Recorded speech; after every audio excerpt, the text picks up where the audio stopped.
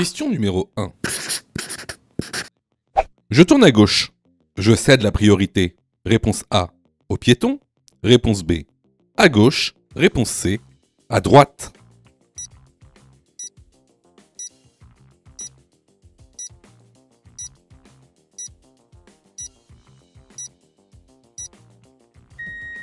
Alors, tout d'abord, vous voyez bien qu'il y a un piéton qui s'engage sur le passage piéton. Donc, je devrais tout d'abord céder la priorité au piéton. Ensuite, ici, on est dans une intersection en T, qui est gérée ni par une signalisation verticale, ni par une signalisation horizontale. Donc, ici, la règle de priorité qui s'applique, c'est la priorité à droite. Je dois donc céder la priorité au véhicule venant de droite avant de pouvoir tourner à gauche. Les bonnes réponses ici sont les réponses A et C. Question numéro 2.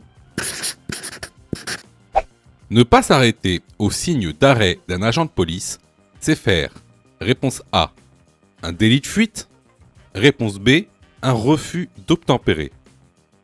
Cette infraction constitue réponse C, un délit, réponse D, une contravention.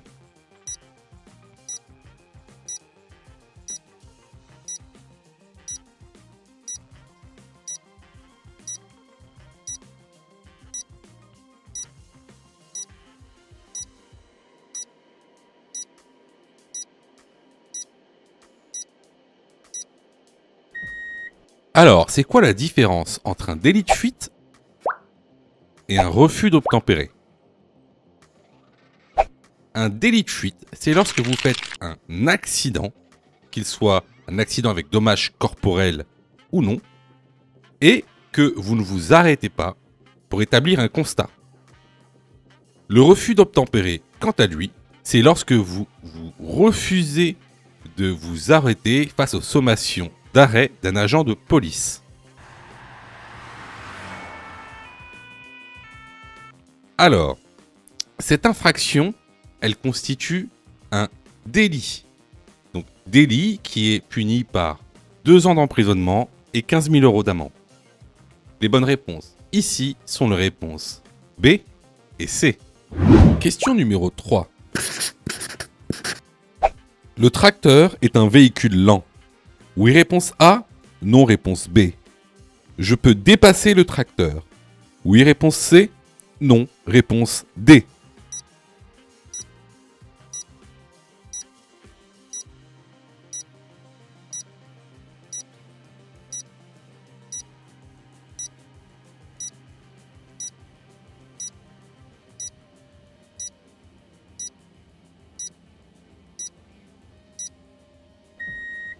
Alors, au sens du code de la route, un véhicule lent est un véhicule qui ne peut pas dépasser les 60 km/h. Alors, ici, est-ce que c'est le cas pour un tracteur? Effectivement, un tracteur ne peut pas dépasser les 60 km/h. Alors, est-ce que je peux dépasser le tracteur? Alors, vous voyez là, on a une ligne axiale en agglomération, qui signifie qu'on peut dépasser les véhicules lents. Cependant, il y a une exception. On peut dépasser les véhicules lents en agglomération si on a de la visibilité. Ce qui n'est pas le cas ici parce qu'on est en pente. En plus, on a un petit panneau de danger qui nous annonce un virage dangereux. Donc, ici, on n'a pas la visibilité pour dépasser le tracteur. Les bonnes réponses ici sont les réponses A et D. Question numéro 4. Je suis dans un carrefour où le croisement s'effectue. Réponse A, à l'indonésienne. Réponse B, par contournement. Je suis prioritaire pour tourner à gauche. Oui, réponse C. Non, réponse D.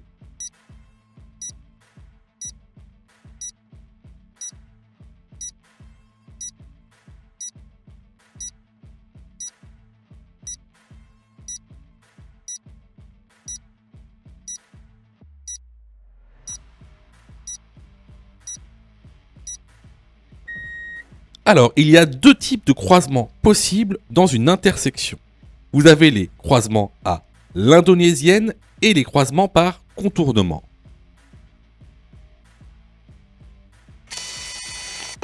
Le croisement à l'indonésienne, c'est lorsque l'on se croise par l'avant. Les véhicules se font face. Le croisement par contournement, c'est lorsque le croisement s'effectue en contournant la voiture qui vient de face. Donc ici, je suis dans un carrefour à l'indonésienne, comme le montre le marquage au sol. Pour la deuxième question, est-ce que je suis prioritaire pour tourner à gauche? Eh bien, non. On est dans une intersection. Si je tourne à gauche, les véhicules qui viennent en sens inverse viennent à ma droite. Je dois donc laisser la priorité à droite.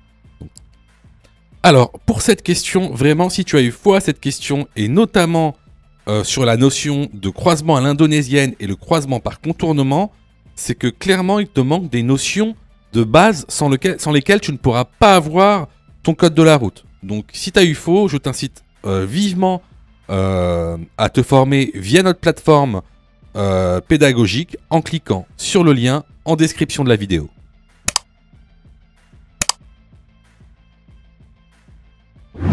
Question numéro 5. La ceinture de sécurité n'est pas obligatoire pour les passagers situés à l'arrière du véhicule. Oui, réponse A. Non, réponse B.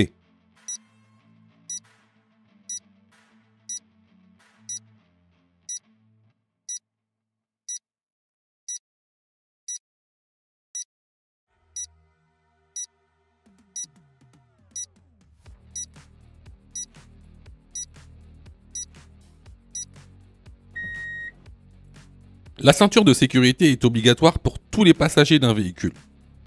Le passager contrevenant encourt une contravention de classe 4 et une amende de 135 €.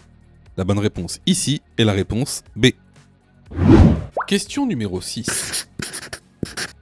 Je m'arrête à l'implantation du feu. Oui, réponse A. Non, réponse B.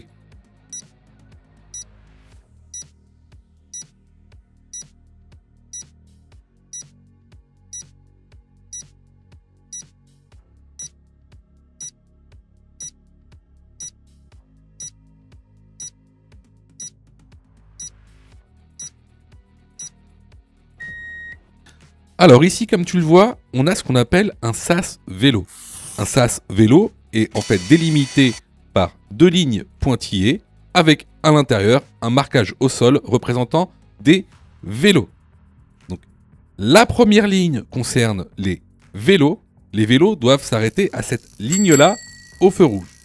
Par contre, les véhicules motorisés doivent s'arrêter à la deuxième ligne, c'est-à-dire la ligne qu'il y a derrière. Donc ici, je ne m'arrête pas à l'implantation du feu, mais je m'arrête à la deuxième ligne. La bonne réponse ici est la réponse B. Question numéro 7.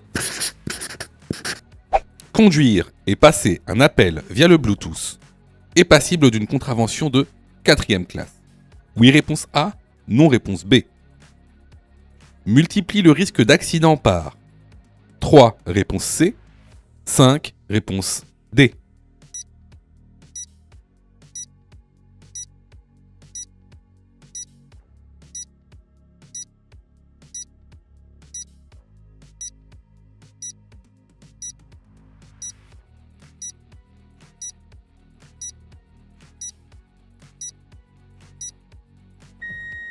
Alors, il n'est pas interdit de passer un appel via le Bluetooth de votre véhicule. Cependant, c'est très déconseillé car vous multipliez le risque d'accident par 3. Les bonnes réponses ici sont les réponses B et C. Question numéro 8. De gauche à droite, l'ordre des pédales est réponse A, embrayage, frein, accélérateur. Réponse B, accélérateur, embrayage, frein. Quel pied doit appuyer sur le frein? Réponse C, le pied droit. Réponse D, le pied gauche.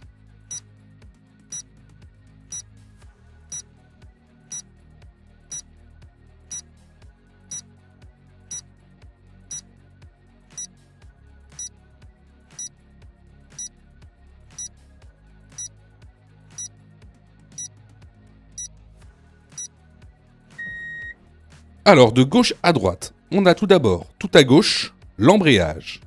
Ensuite, au milieu, on a le frein. Et à droite, on a l'accélérateur. Quel pied doit appuyer sur le frein? C'est le pied droit qui doit appuyer sur le frein.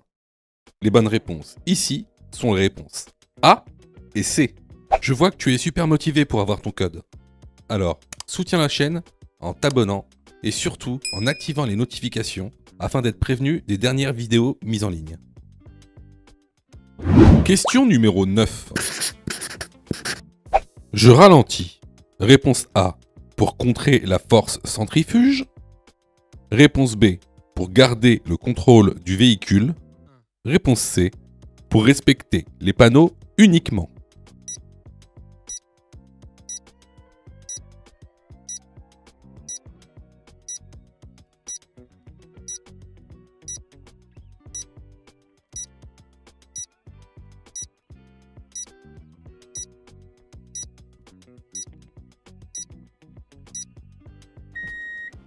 Alors là, on rentre dans une trajectoire courbe.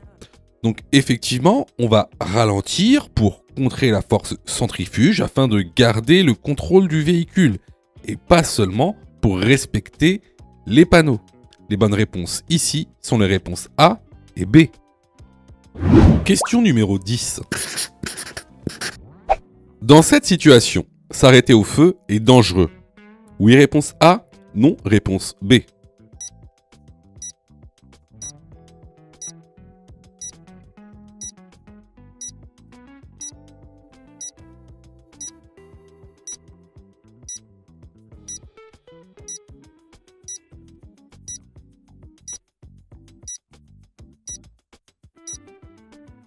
Alors ici, tu remarqueras sur le rétroviseur intérieur qu'on a une voiture derrière nous. Mais elle ne nous colle pas. D'ailleurs, on voit ses phares. Devant nous, on a un feu qui est orange. Et un feu qui est à peu près, on va dire, 5 mètres devant nous. Si tu regardes bien le compteur, on roule à 28 km/h. D'ailleurs, on est en deuxième vitesse. Alors, il faut savoir que le feu orange t'oblige à t'arrêter. Le feu orange, c'est comme un feu rouge. Alors, ici, est-ce que c'est dangereux de s'arrêter? Non, pour deux raisons. La première, c'est que derrière nous, la voiture ne nous colle pas.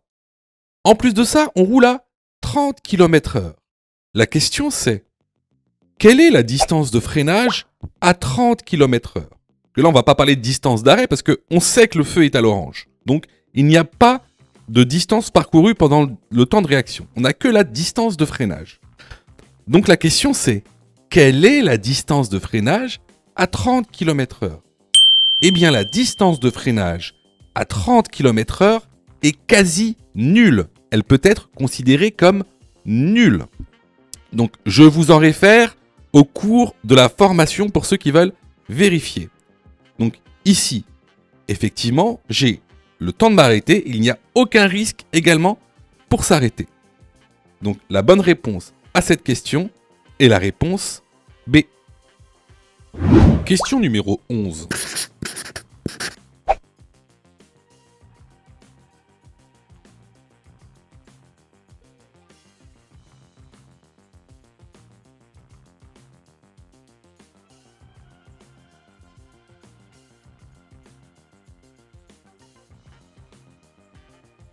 Le comportement de ce véhicule est dangereux.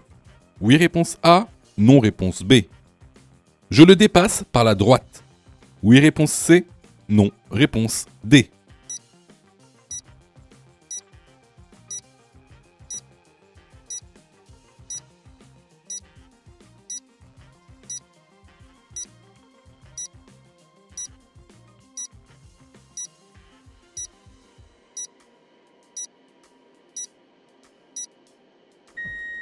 Alors, est-ce que le comportement de ce véhicule est dangereux? Vous avez bien vu, le véhicule fait demi-tour et il passe très proche des piétons qui sont sur les places de parking. D'ailleurs, les piétons se décalent. Donc, est-ce qu'il a un comportement dangereux? Oui, il a vraiment un comportement dangereux. À la question, est-ce que je le dépasse par la droite? Il faut savoir qu'il est totalement interdit de dépasser par la droite, même en agglomération. Donc, les bonnes réponses ici vont être les réponses A et D. Question numéro 12. J'ai passé ma période probatoire et je roule sur route. Réponse A, je ralentis. Réponse B, j'accélère. Réponse C, je maintiens mon allure. Réponse D, je freine.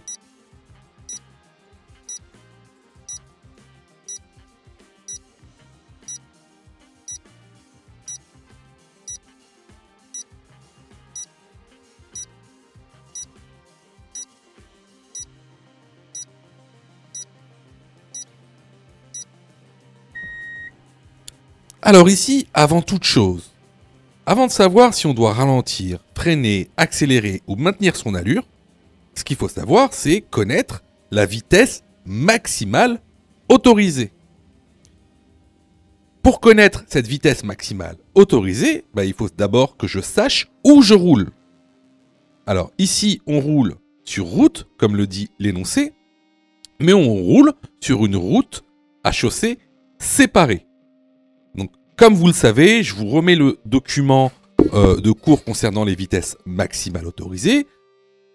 Hors probatoire sur route à chaussée séparée, la vitesse maximale autorisée est de 110 km/h.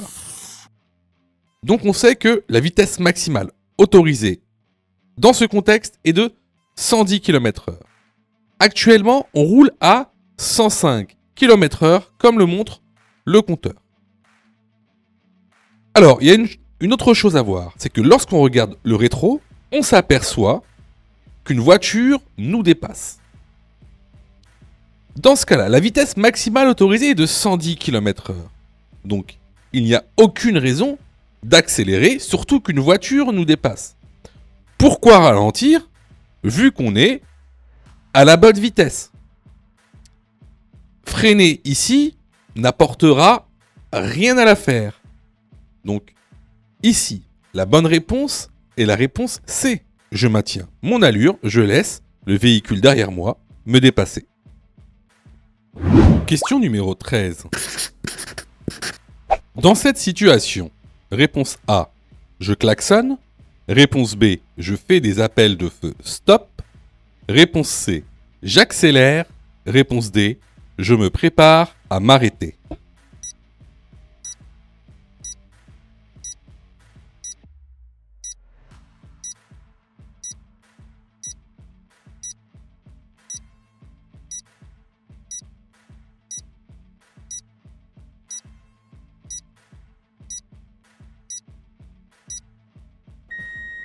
Alors, pour répondre à la question, on va déjà étudier le contexte. Devant nous, on a un feu qui est vert.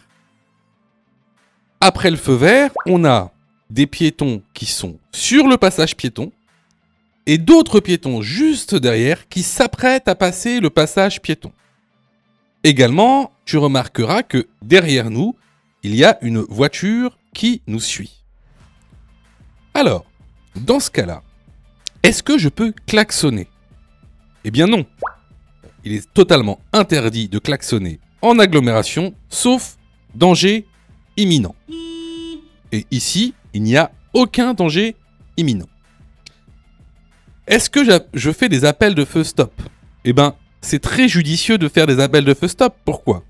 Alors déjà, c'est quoi un appel de feu stop? Un appel de feu stop, c'est lorsque tu appuies de manière consécutive sur le frein, ça va allumer tes feux stop et ça va prévenir les véhicules derrière toi d'un danger. Donc, est-ce que je fais des appels de feu stop? Oui, ça c'est pertinent, ça va prévenir le véhicule derrière qu'il y a un danger devant lui, qu'il ne voit pas. Est-ce que j'accélère? Ben non, il y a un danger devant nous, on n'accélère pas. Est-ce que je me prépare à m'arrêter? Oui, dans le cas où il y aurait encore des piétons qui traverseraient, eh ben il faudra quand même s'arrêter, même si le feu est vert pour nous. Donc, ici, les bonnes réponses vont être les réponses B et D. Question numéro 14. Les vitres avant et le pare-brise avant doivent offrir un coefficient de transparence d'au moins. Réponse A, 70%. Réponse B, 80%. Pour les autres vitres, le seuil minimal est de réponse C, 40%. Réponse D, 0%.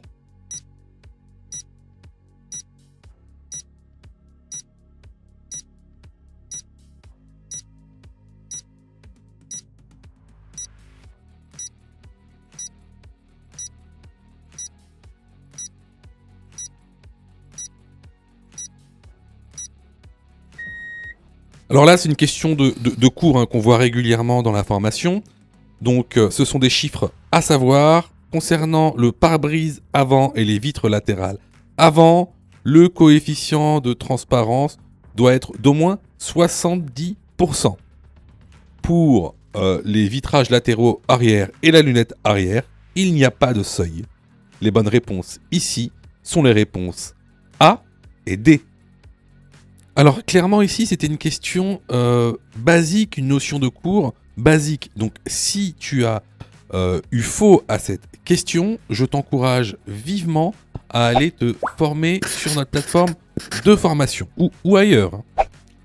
Alors surtout ne te dis pas ah ben c'est pas grave, les examens blancs vont justement m'aider à apprendre le code.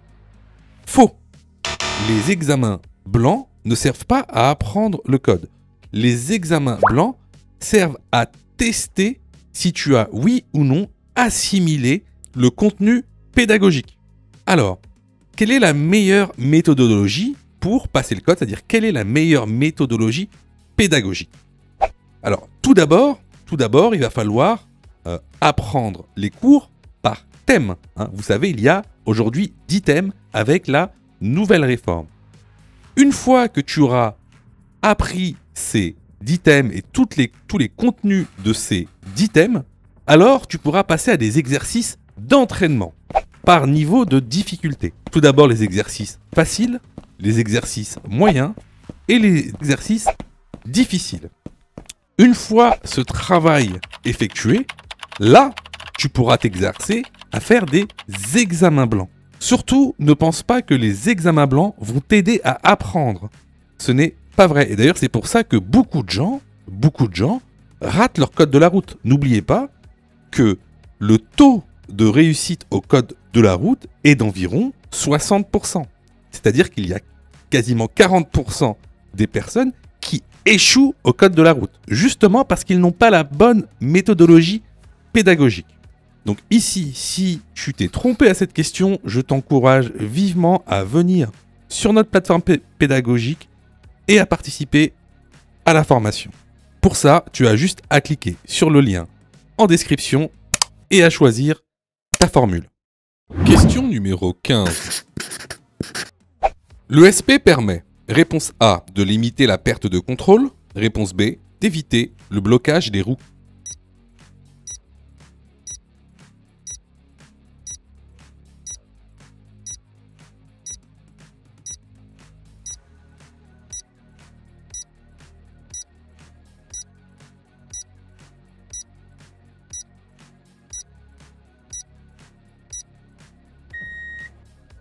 Alors déjà, que veut dire le mot ESP? ESP, ça veut dire Electronic Stability Program ou correcteur électronique de trajectoire. C'est une aide à la conduite qui permet d'éviter que les roues motrices patinent et donc à assurer une motricité optimale. Alors, elle ne permet pas d'éviter le blocage des roues. Ça, c'est une autre aide à la conduite qu'on appelle l'ABS.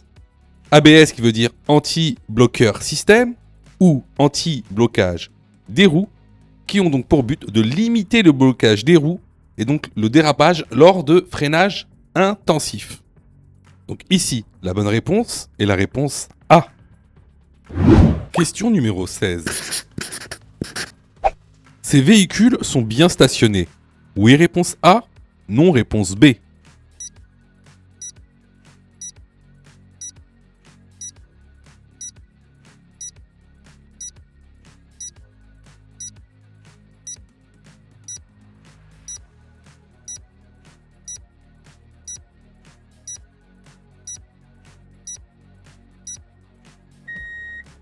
Alors ici, on peut voir que les véhicules sont plutôt mal stationnés, car effectivement, le passager arrière gauche de la voiture de droite ne peut même pas sortir de son stationnement. Donc ici, la bonne réponse est la réponse B. Question numéro 17. Il est préférable de retirer son manteau avant de s'installer au volant. Oui, réponse A. Non, réponse B.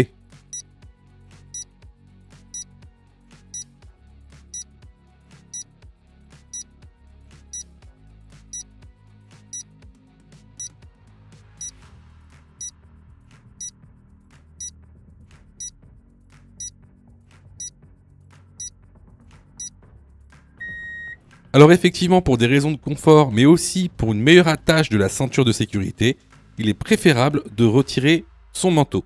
La bonne réponse ici est la réponse A. Question numéro 18. La distance de sécurité est la distance minimale réglementaire entre deux véhicules. Oui, réponse A. Non, réponse B. À 80 km/h, elle est de réponse C, 48 mètres.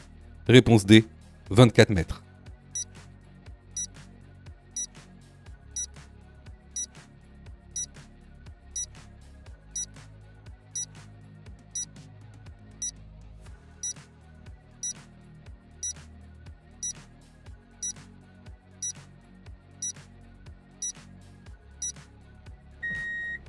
La distance de sécurité, c'est bien la distance minimale réglementaire entre deux véhicules.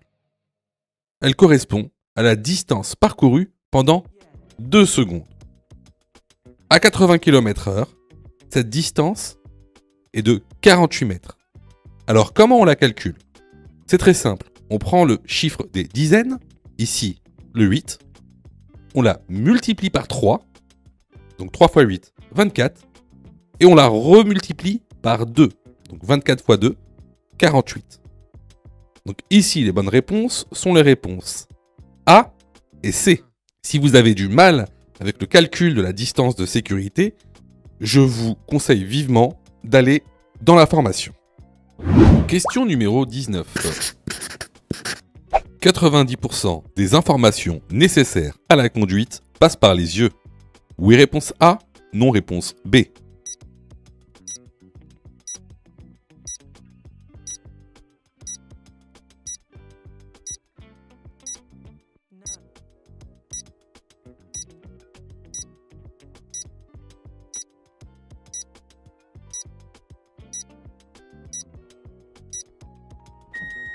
Alors là, c'est vraiment une question de cours pur, donc on va pas s'y attarder. Effectivement, 90% des informations nécessaires à la conduite passent par les yeux. La bonne réponse est la réponse A. Question numéro 20. Cet élément se nomme, réponse A, une commande, réponse B, un commodo. Sur celui-ci, le symbole des feux de brouillard avant sont dirigés vers, réponse C, la gauche, réponse D, la droite.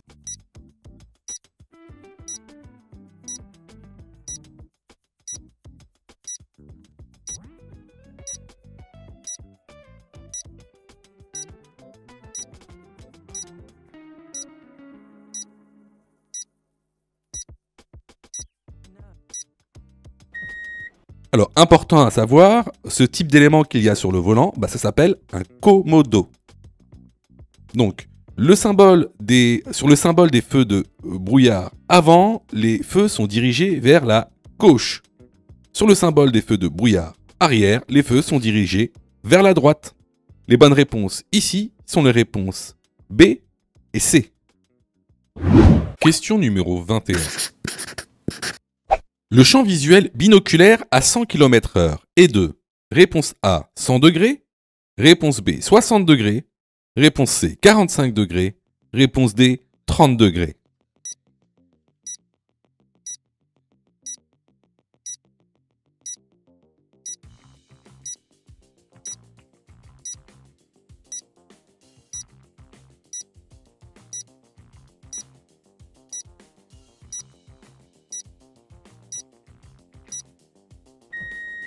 Alors, tout d'abord, c'est quoi le champ visuel? Alors, le champ visuel, c'est la portion de l'espace que vous pouvez voir. Alors, il existe le champ visuel binoculaire, c'est ce que vous pouvez voir avec vos deux yeux, et le champ visuel monoculaire, c'est ce que vous pouvez voir avec qu'un seul œil. Donc, chez l'être humain, le champ visuel binoculaire, avec les deux yeux à l'arrêt, est de 120 degrés. Contrairement à tout ce qu'on peut vous dire sur les applications que vous trouvez sur Internet. C'est la différence entre des spécialistes du code de la route et des non-spécialistes du code de la route. Enfin, ce que vous devez savoir, c'est que le champ visuel va diminuer avec la vitesse. Plus vous allez prendre de la vitesse, plus votre champ visuel va se rétrécir. Alors ici, on a un tout petit schéma. Donc ici, vous voyez que à 40 km/h, on a un champ visuel binoculaire de 100 degrés. À 70 km/h, on a un champ visuel binoculaire de 75 degrés. À 100 km/h, on a un champ visuel binoculaire de 45 degrés. Et à 130 km/h, un champ visuel binoculaire de 30 degrés. Donc ça, c'est des choses à savoir. C'est des questions qui tombent souvent dans le code de la route Nouvelle Réforme. Donc ici, la bonne réponse est la réponse C. Question numéro 22. Rouler à 120 km/h au lieu de 130 km/h sur 100 km d'autoroute fait perdre. Réponse A, 4 minutes. Réponse B, 9 minutes. Permet d'économiser. Réponse C, 1 litre de carburant. Réponse D, 3 litres de carburant.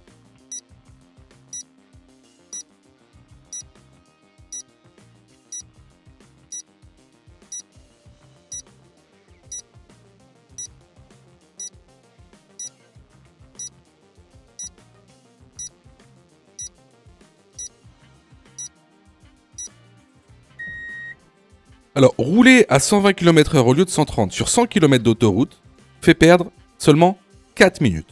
Si tu veux connaître le calcul exact pour pouvoir calculer cette différence, alors je t'encourage vivement à aller sur la plateforme pédagogique. Car en plus de ça, c'est des questions qui sont très souvent posées au code de la route Nouvelle Réforme. Permet d'économiser 1 litre ou 3 litres. Baisser sa vitesse de 10 km/h sur autoroute permet d'économiser 1 litre de carburant sur 100 km. Les bonnes réponses ici sont les réponses A et C. Sais-tu que Mon Code de la Route est aussi une plateforme pédagogique qui te permet de passer ton examen du code à partir de seulement 9,90 €. Et on a même conçu, spécialement pour toi, un programme qui te permet d'obtenir ton code en un temps record. C'est le programme Mon Code en 10 jours. Avec un calendrier de révision personnalisé, un contenu pédagogique par thème conforme à la nouvelle réforme, des nombreux tests d'examen blanc issus de l'examen officiel, accessibles sur smartphone, tablette et PC durant 1 an et en accès illimité. Et surtout, cette formation est 100% remboursée en cas d'échec à l'examen. Alors, si tu souhaites obtenir ton code du premier coup sans te ruiner et sans risque, rejoins notre programme en cliquant sur le lien en description de la vidéo. Question numéro 23. La chaussée est à double sens de circulation. Réponse A, sur 5 km. Réponse B, dans 5 km.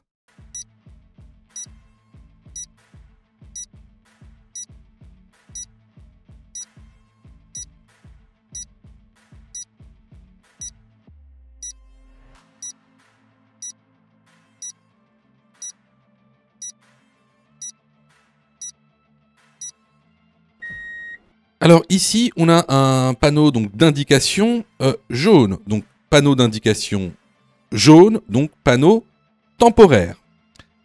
Ici, ce panneau indique que on est sur une chaussée à double sens de circulation avec une flèche vers le haut, une flèche vers le bas.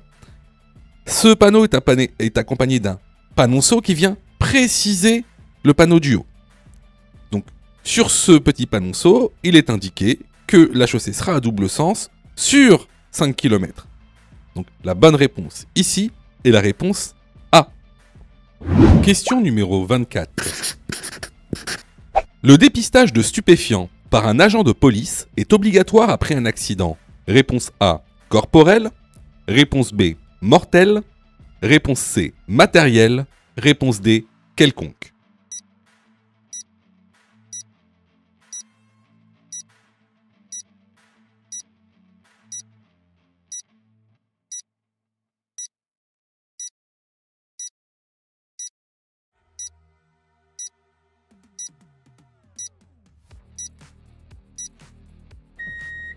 Alors, les agents de police sont dans l'obligation de réaliser un dépistage de stupéfiants, mais également un dépistage d'alcoolémie, après un accident ayant causé des dommages corporels et mortels. Ils ne sont pas dans l'obligation de le faire lorsqu'il y a un accident qui a causé des dégâts matériels ou un accident quelconque. Sachez également que le dépistage de stupéfiants et d'alcoolémie peut être réalisé par un agent de police sans aucune raison. Les bonnes réponses ici sont les réponses A et B. Question numéro 25. Le conducteur est soumis à une baisse de la vigilance plus importante. Réponse A, juste avant le lever du soleil. Réponse B, juste après le coucher du soleil. 3 heures de conduite prolongée de nuit équivaut à une alcoolémie. Réponse C, de 0,8 g par litre de sang. Réponse D, de 0,4 g par litre de sang.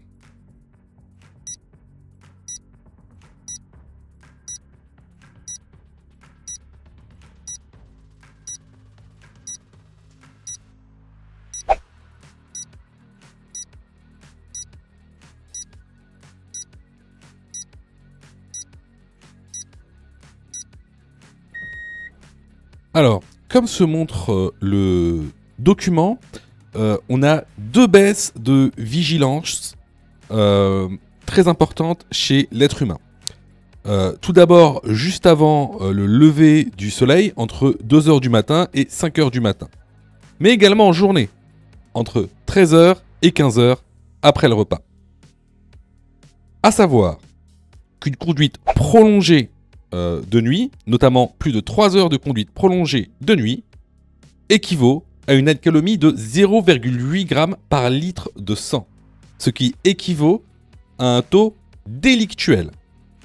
Donc ici, les bonnes réponses sont les réponses A et C. Question numéro 26. Ne pas porter un gilet haute visibilité en cas d'immobilisation est sanctionné par une amende de 135 € et la perte de 3 points. Oui, réponse A, non, réponse B. Ne pas posséder un gilet de haute visibilité est sanctionné par réponse C, une contravention de première classe, réponse D, une contravention de 4e classe.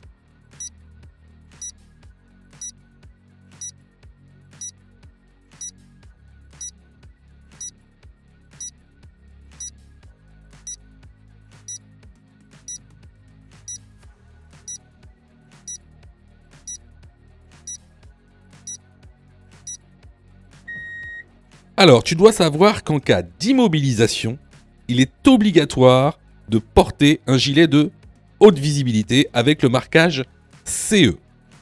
Sinon, tu seras sanctionné d'une amende de 135 €. Il n'y a pas de perte de points. Également, tu dois obligatoirement posséder dans ton véhicule un gilet jaune. Dans le cas contraire, tu peux être sanctionné par une contravention de première classe. Les bonnes réponses ici sont les réponses B et C. Question numéro 27. Plus la vitesse augmente, plus le temps de réaction augmente. Oui, réponse A, non, réponse B. À 70 km/h, la distance parcourue durant le temps de réaction est de réponse C, 21 mètres. Réponse D, 49 mètres.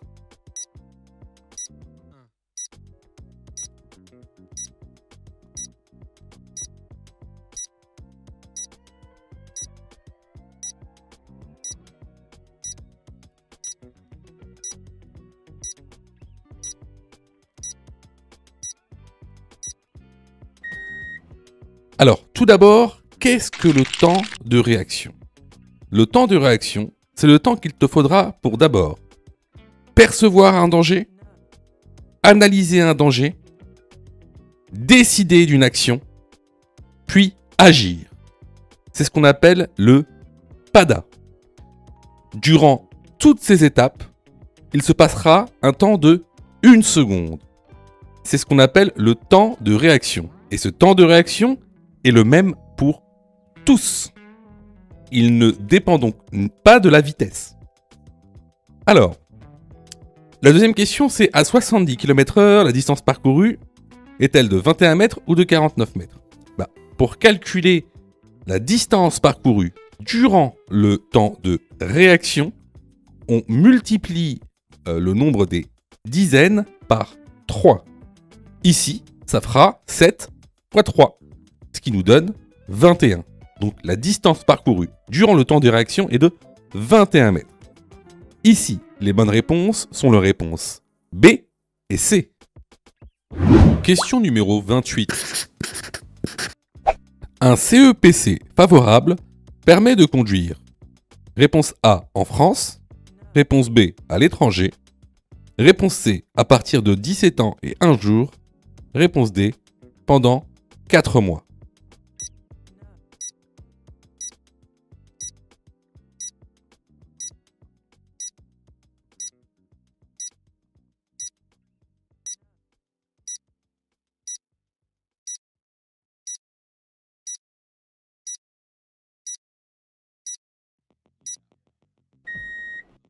Alors, le certificat d'examen du permis de conduire, ou CEPC, vous permet de conduire en France pendant une durée de 4 mois.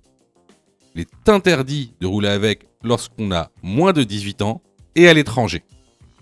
Les bonnes réponses ici sont les réponses A et D. Question numéro 29. Réponse A, je klaxonne. Réponse B, je fais un appel lumineux. Réponse C, je mets mon clignotant gauche.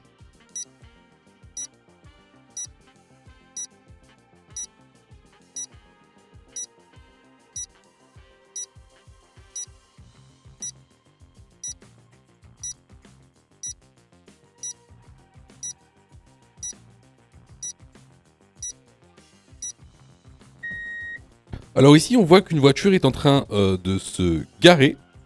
Bien sûr, il est interdit de klaxonner en agglomération. Et ici, vu que le véhicule ne représente pas un danger, je ne fais pas d'appel lumineux. Je le préviens de mon déplacement en mettant mon clignotant gauche. La bonne réponse ici est la réponse C. Question numéro 30. Cet enfant de moins de 10 ans et de plus d'1 mètre est à la bonne place. Oui, réponse A. Non, réponse B. Il est bien installé. Oui, réponse C. Non, réponse D.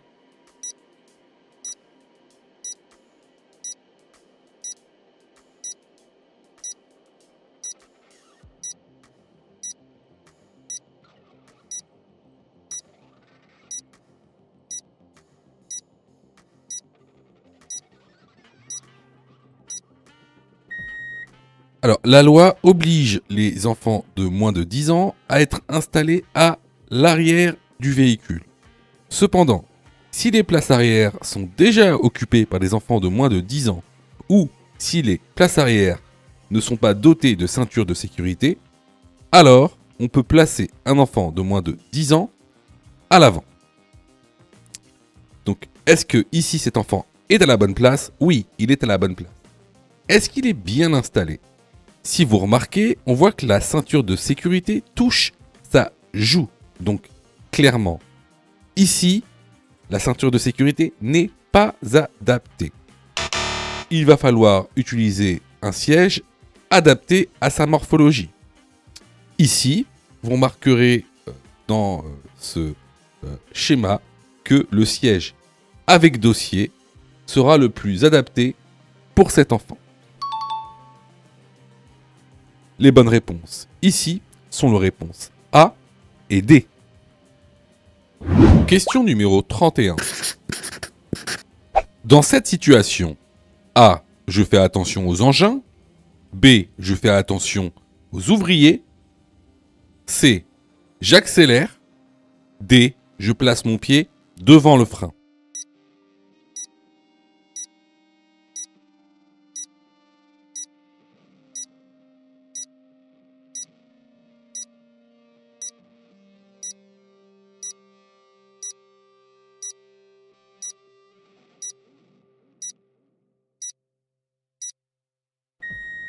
Alors ici, on arrive dans une zone de travaux avec des usagers vulnérables, donc des ouvriers.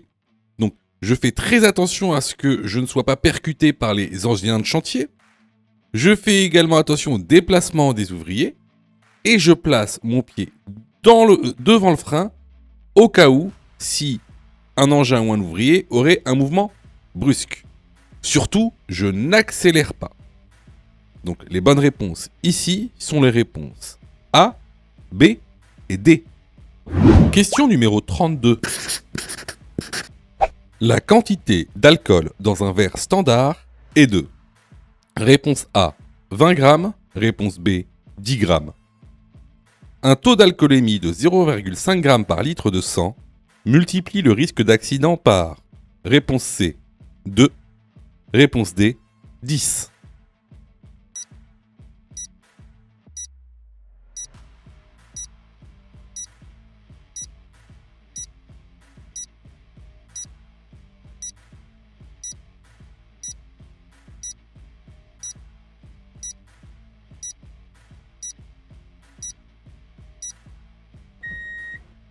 Alors tout d'abord, c'est quoi un verre standard? Un verre standard, c'est l'unité de mesure de l'alcool éthylique dans les débits de boissons, c'est-à-dire dans les restaurants, les bars, les tabacs, les PMU.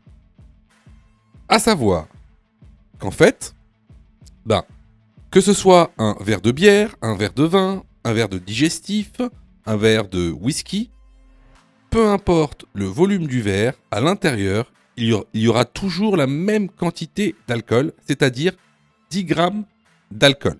Ensuite, pour répondre à la deuxième question, un taux d'alcoolémie de 0,5 g par litre de sang multiplie le risque d'accident par 2. Les bonnes réponses ici sont les réponses B et C. Question numéro 33. Dans un tunnel, la distance de sécurité réglementaire doit être respectée même dans un embouteillage. Oui, réponse A, non, réponse B. Un témoin d'anomalie peut être allumé sur mon tableau de bord. Oui, réponse C, non, réponse D.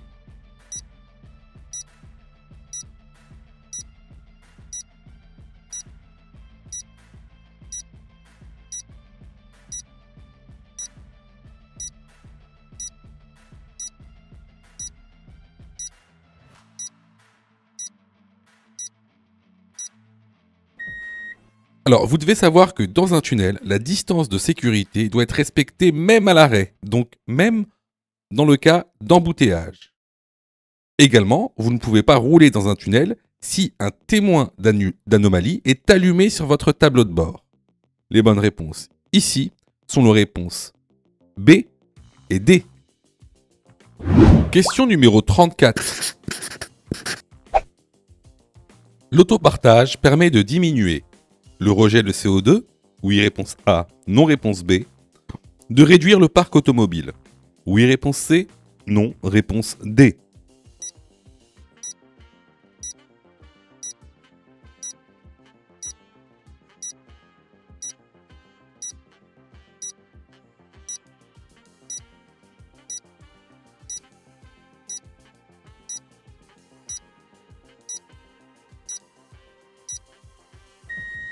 Effectivement, l'autopartage permet la diminution de rejet de CO2 et de réduire le parc automobile. Les bonnes réponses sont les réponses A et C. Question numéro 35. Dans cette rue, le stationnement s'effectue toujours du même côté. Oui, réponse A, non, réponse B. Toujours dans le sens de circulation, sauf les jours pairs.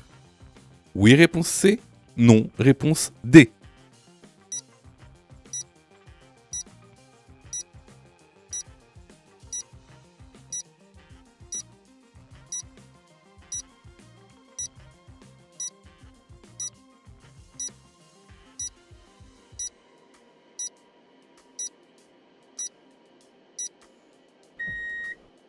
Alors, ce panneau t'indique qu'il est interdit de stationner du côté où le panneau est implanté du 16 au 31 du mois. Par contre, que l'on soit un jour pair ou impair, le stationnement s'effectue toujours dans le sens de circulation. Les bonnes réponses ici sont les réponses B et D. Alors là, c'était vraiment une question de cours qu'on voit régulièrement dans la formation. Donc, si vous avez eu foi à cette question, vraiment, je vous incite vraiment à vous former, hein, que ce soit chez nous ou ailleurs. Alors, je reçois plusieurs messages de votre part, d'ailleurs, je vous en remercie. Alors, vous me posez souvent deux questions. Alors, la première, c'est quand est-ce que je suis prêt pour passer mon code? Et la deuxième, c'est est-ce que je dois suivre la formation? Alors, tout d'abord, on va répondre à la première question. Quand est-ce que tu es prêt pour passer ton code? C'est très simple. Si tu fais moins de 5 fautes sur les 5 dernières séries d'examens blancs que tu as fait, alors tu es prêt à passer le code de la route.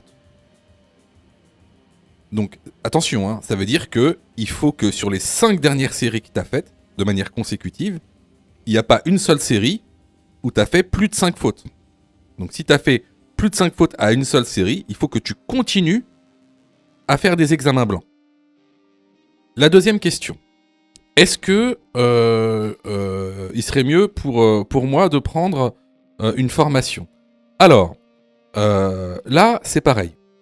Si tu fais 8 fautes ou plus sur les 5 dernières séries d'examens blancs que tu as faites, alors, il est vivement conseillé de te former. Ça veut tout simplement dire que il te manque certaines notions essentielles. Ça ne veut pas dire que tu ne connais pas ton cours, ça veut dire qu'il te manque des notions essentielles pour pouvoir progresser. Et clairement, c'est pas en faisant des examens blancs que tu vas progresser, tu vas même plutôt stagner. Voilà. Donc si tu as fait 8 fautes ou plus sur l'une des 5 dernières séries que tu as faites, je te conseille vivement de te former. Surtout que on a mis en place donc une plateforme pédagogique qui répond vraiment à tous vos besoins. On a fait en sorte que tout le monde puisse se former au code de la route. Vous avez la formule standard, par exemple, qui est à 19,90 € par an. Donc vous payez une fois 19,90 € et vous avez le droit à toute la plateforme pendant un an en illimité, avec tous les cours, tous les 10 thèmes, plus de 1200 questions issues de l'examen officiel, commentées et corrigées. Vous avez pour ceux par exemple qui veulent passer leur code rapidement, la formule à mon code en 10 jours, pour passer son code en 10 jours, qui est à 39,90 € par an, en illimité. Et en plus, si vous ratez votre code, eh ben vous êtes 100% remboursé, seulement en envoyant votre preuve d'échec. Sinon, pour ceux qui le souhaitent, vous avez la plus petite formule, la formule basique, qui est à 9,90 € par semaine. Celle-ci, c'est une formule qui est hebdomadaire, qui en général est réservée à ceux qui ont déjà passé leur code et qui ont échoué. C'est une sorte de remise à niveau.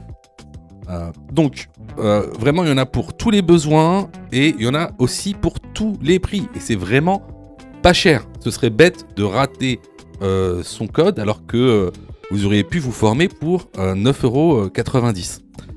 Allez, on reprend la série. Question numéro 36. Je dépasse ce poids lourd. Oui, réponse A. Non, réponse B.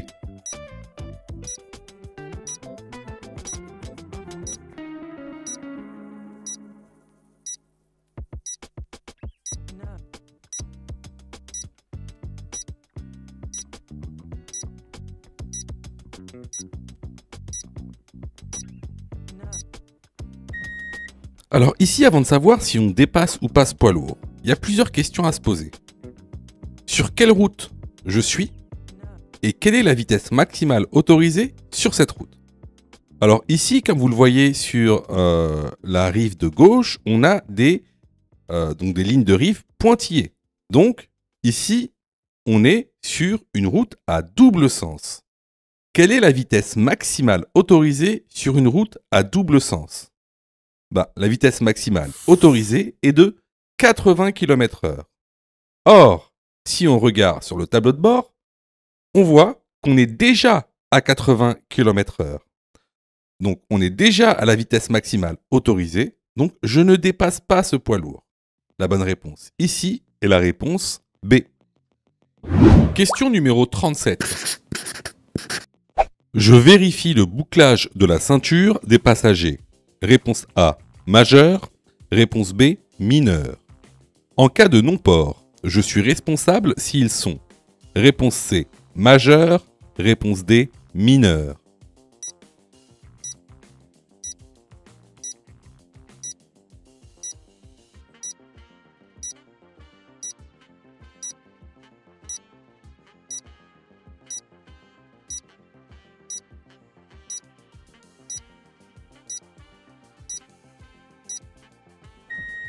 Peu importe que les passagers soient mineurs ou majeurs, en tant que conducteur, vous devez vérifier si tous les passagers ont bien bouclé leur ceinture.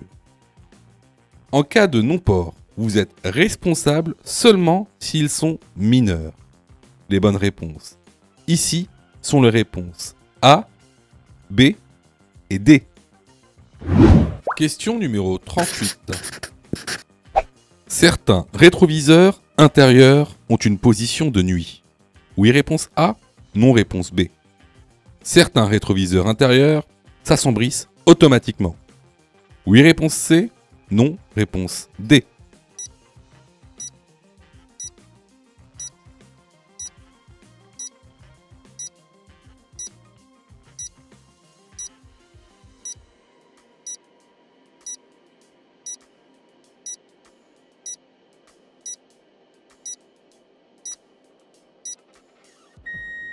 Alors effectivement, il y a des rétroviseurs intérieurs qui ont une position de nuit pour pas être éblouis la nuit par les usagers qui sont derrière nous.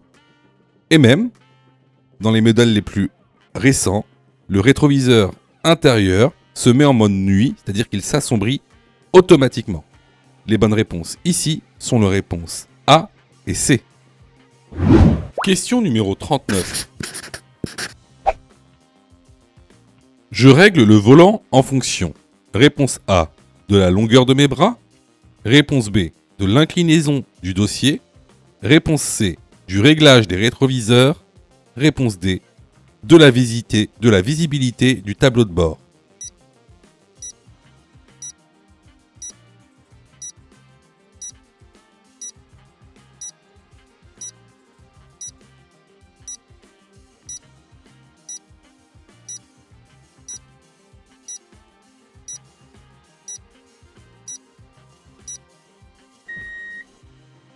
Alors là, encore une fois, c'est une question de cours. Si vous êtes trompé à cette question, je vous invite vivement à aller dans la formation. Donc ici, je règle le volant en fonction donc de la longueur de mes bras, de l'inclinaison du dossier et de la visibilité du tableau de bord. Les bonnes réponses sont les réponses A, B et D. Question numéro 40. Le contrôle anti-pollution se fait lors du contrôle technique. Oui, réponse A. Non, réponse B. Lors d'un contrôle de police. Oui, réponse C. Non, réponse D.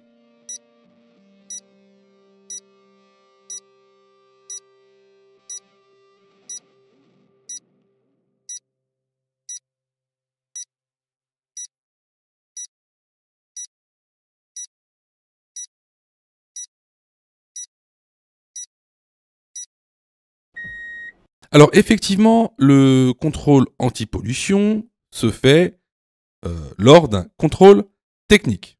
Cependant, il peut aussi se faire lors d'un contrôle de police via la brigade anti-pollution. Ici, les bonnes réponses vont être les réponses A et C. Si tu as fait 8 fautes ou plus, ne panique pas. Rejoins-nous sur notre plateforme pédagogique en ligne en cliquant sur le lien en description de la vidéo. Tu pourras alors choisir la formule qui te convient. N'oublie pas de liker la vidéo et de t'abonner pour recevoir toutes les dernières notifications. Tu peux aussi continuer à t'entraîner en cliquant sur l'une des vidéos qui s'affichent.